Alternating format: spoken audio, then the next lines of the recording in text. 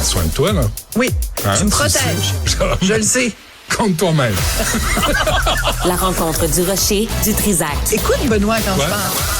Sophie, bonjour. Bonjour, Benoît. Je t'ai envoyé un mot, là, tu as reçu, c'était...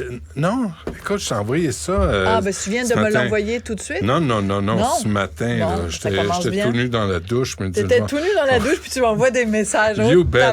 Puis Richard est d'accord avec ça. Non, oui, qui est d'accord. Non, je t'ai envoyé un mot, c'était un mot de merde. Sais-tu, l'Organisation mondiale de la santé, c'est la journée de la fille aujourd'hui, la journée internationale de la fille. Ben oui, ça tombe bien. Peut-être le dire au Hamas. Peut-être le dire au Hamas. Puis c'est que hier, je t'ai parlé donc des nombreux cas de viol qu'il y a eu quand le Hamas, le groupe terroriste Hamas, est rentré en Israël. Sincèrement, là, je retournais chez nous, là, puis je pensais à ce que tu me racontais. Puis asti, j'étais encore ébranlé. Oui, non, c'est vraiment... Les images sont absolument dégueulasses. Et là, deux choses que je veux dire à propos de ça, c'est qu'il là, en ce moment, circule... un interrogatoire d'un des terroristes du Hamas qui a été capturé par les services israéliens, par l'armée israélienne. Et dans le segment de l'entrevue avec lui de l'interrogatoire, c'est qu'on lui demande c'est quoi votre stratégie? Pourquoi? Et là, il dit c'est violer. C'est ça l'objectif. Puis là, il dit quand vous êtes arrivé au festival Machingus, là, au festival Supernova, c'était quoi l'objectif? Violer. Et on lui demande, pourquoi vous avez kidnappé des enfants? C'est pour les ramener à Gaza et les violer. Le terroriste dit ça. Il dit, alors, quand je te parlais, je sais que c'est dur à entendre, là, mais quand je te disais hier, le viol utilisé comme arme de guerre, c'est pas juste envers les femmes, mais c'est envers les femmes et les enfants. Donc, c'est absolument horrible et je veux à chaque fois que je vais parler de ça, je vais remettre ça, rappeler aux gens que samedi, le directeur de l'information de CBC a envoyé un courriel à tous les employés du secteur de l'information de CBC pour dire Georges Hachi, c'est ça? Ouais. Pour leur dire, n'utilisez pas le terme terroriste. Et il est allé plus loin, c'est qu'il a dit, même si vous interviewez des gens ou que vous avez des clips et que quelqu'un dans le clip, dans l'extrait sonore ou dans l'extrait vidéo, parle des militants ou des gens de quiconque reliés au Hamas comme étant terroristes, vous devez mettre en contexte. Quel contexte, M. Hachi, pour des gens qui violent des enfants, qui décapitent des bébés? Et, c'est une opinion, ce ne sont pas des faits. Il dit, c'est important de remettre en contexte pour que tout le monde sache que c'est une opinion et pas un fait. Mais on est au Canada et à ce que je sache, depuis plusieurs années maintenant, le Hamas est reconnu. Quand ton propre gouvernement considère que ce groupe-là est un groupe terroriste, ça n'est plus une opinion, c'est plus on va s'asseoir puis on va en parler. À partir du moment où le gouvernement canadien, qui est toujours bien celui qui finance, bref, peu importe, même si le gouvernement ne le disait pas, il reste que on est en train de dicter à des journalistes ce qu'ils doivent faire. Parce que c'est pas juste... Attends. Quelle est la responsabilité des journalistes et des lecteurs de nouvelles là-dedans de suivre comme des moutons? La directive. Ouais.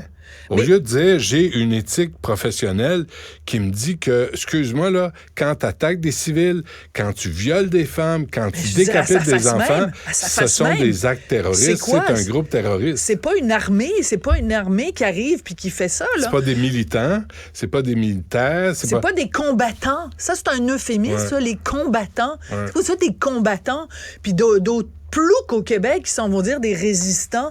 Bon, en tout cas, je repartirai pas là-dessus parce que je risque de nommer des noms puis ça risque de... Je vais encore une fois élargir le cercle de mes amis. Mais tout ça pour dire que la deuxième partie de la directive qui a été émise par le gars de CBC, c'est de dire, et aussi, on ne veut pas, quand vous parlez de Gaza, que vous disiez que ce n'est plus un territoire occupé depuis 2007, parce que dans les faits, ça l'est encore. Ouais. Je veux dire, c'est quand même assez hallucinant que, je veux dire, laissons le soin aux journalistes de la CBC d'interviewer des spécialistes des deux côtés, des spécialistes du côté palestinien, des spécialistes du côté israélien, des spécialistes neutres qui ont, eux, pour tâche de nous dire, est-ce qu'on peut vraiment dire que Gaza est maintenant un territoire occupé ou pas, considérant que Israël s'est retiré depuis 2007, depuis l'élection du Hamas, s'est retiré de ce territoire-là et qu'aux yeux d'Israël, en tout cas, ça n'est pas un territoire occupé. Donc, pourquoi CBC s'immisce dans ce conflit-là en prenant parti, en disant, ils interdisent à leurs journalistes de référer à Gaza en disant que ça n'est plus occupé par les Israéliens. Je veux dire, il y a toujours bien des maudites limites à ce qu'on dit aux journalistes de dire ou de ne pas dire. C'est drôle parce que là, il n'y aura pas de plainte au conseil de presse. Ben, drôle, en fait, hein? ce serait d'abord l'ombudsman. Mais moi, je pense qu'il y a des gens qui vont se révolter. Et tu sais que, donc, il y a eu d'excellents éditoriaux dans les journaux du côté anglais. Je tiens à souligner que c'est du côté français. C'est mon collègue Guy Fournier qui nous a alertés à cette histoire-là. Mais cette histoire-là fait le tour du monde. Je pense que c'est soit le Guardian ou le Télégraphe en Angleterre qui ont fait tout un texte pour dire...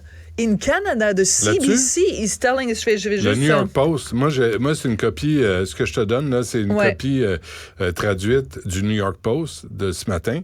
Et il y a aussi Fox News. On sait bien, là, c'est pas des Parce que, au même temps que je te parle, je démocrates, veux leur c'est pas des gauchistes, là, mais la question se pose quand même. Comment tu peux dicter le vocabulaire de journalistes comme ça en fonction, qui sont censés avoir une éthique de travail?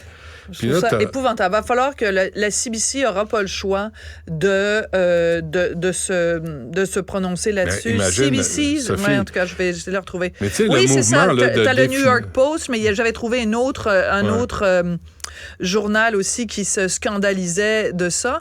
Mais il reste que... en fait, Fox News aussi en a parlé.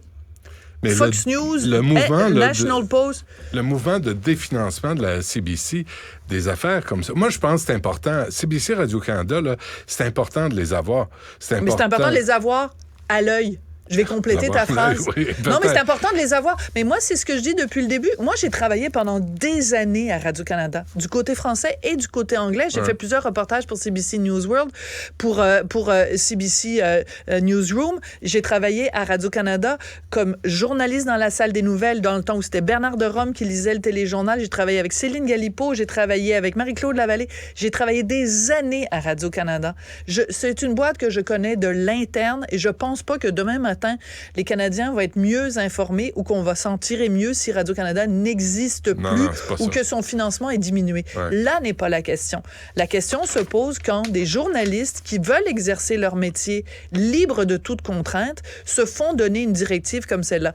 Et la direction de Radio-Canada a répliqué parce qu'il y a des gens du National Post qui donc ont contacté CBC pour demander c'est quoi cette affaire-là. Ils ont dit ça nous arrive régulièrement. C'est ce qu'on fait à la direction de l'information, d'envoyer des directives. C'est sûr, tu peux envoyer des directives, par exemple, pour dire comment on va orthographier le mot Kiev au lieu de dire Kiev, ou on va arrêter de dire Pékin, puis on va dire Beijing. Ça, c'est des directives qui ont du sens.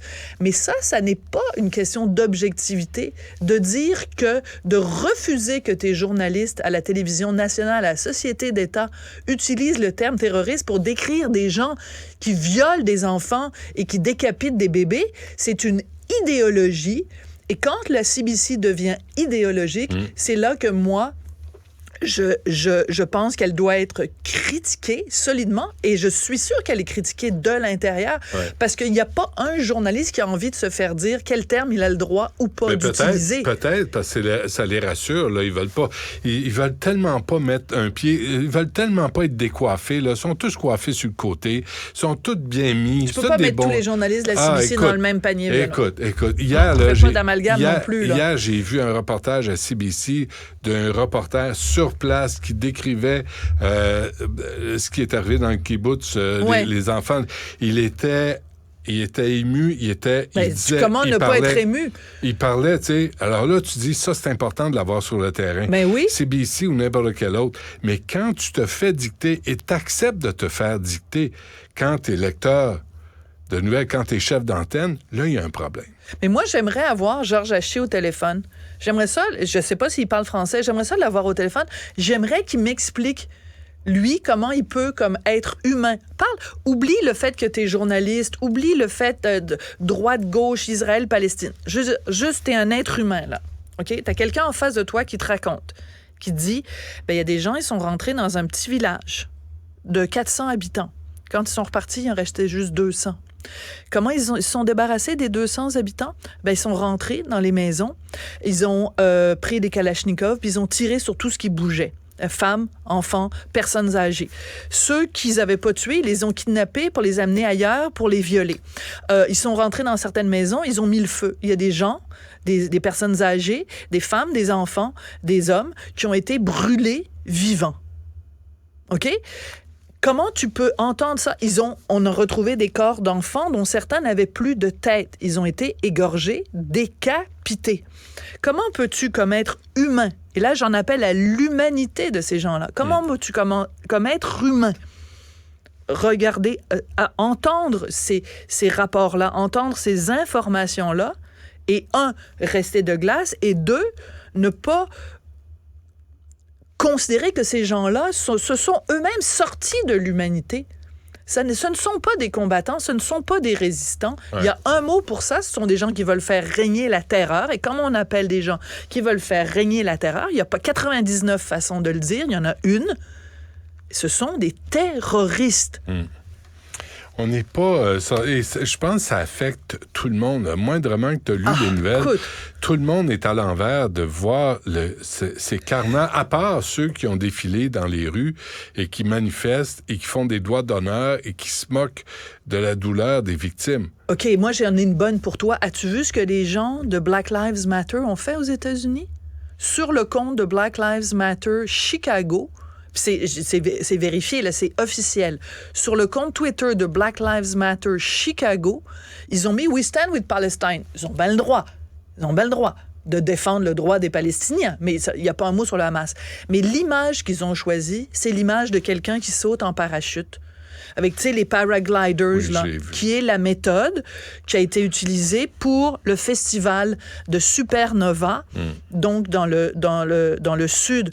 Donc, là où il y a 260 jeunes, c'est un festival de musique. Il y avait des Israéliens, des Palestiniens, des gens qui étaient là pour chanter pour la paix. Et c'est cette image-là que Black Lives Matter a choisi.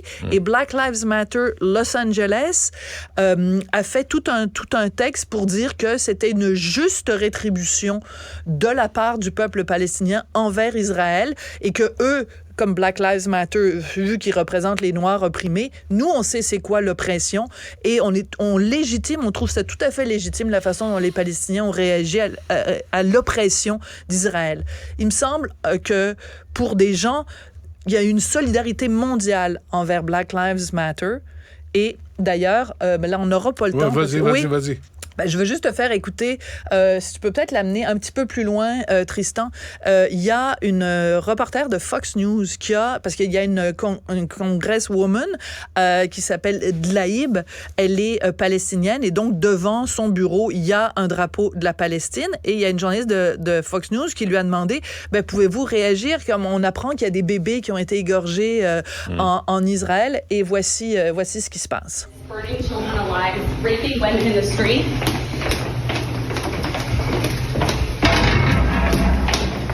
You have no comment about children's heads being chopped off?